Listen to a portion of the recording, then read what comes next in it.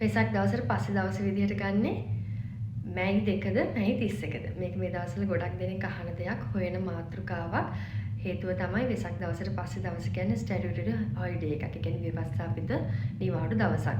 කලින් තිබ්බේ වෙසක් දවසට පස්සේ දවස විදිහට මැයි 2. නමුත් පස්සේ ඒක වෙනස් කරා මැයි 31ට. එතකොට දැන් වෙසක් දවසේ දීලා තියෙන්නේ මැයි 30ට, වෙසක් දවසට පස්සේ දවස මැයි 31 ඉරිදා දවසක්.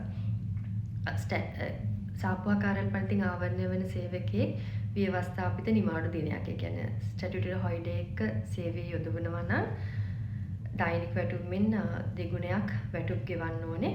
එහෙම වැටුප් ගෙවීමක් කරන්නේ නැත්නම් ඒ අවුරුද්දේ දෙසැම්බර් 31ට කලින් වෙනත් අමතර නිවාඩු දවසක් ලබා දෙන්න ඕනේ. එතකොට මැයි 31 කියන්නේ ස්ටැටියුටරි හොලිඩේ එකක්.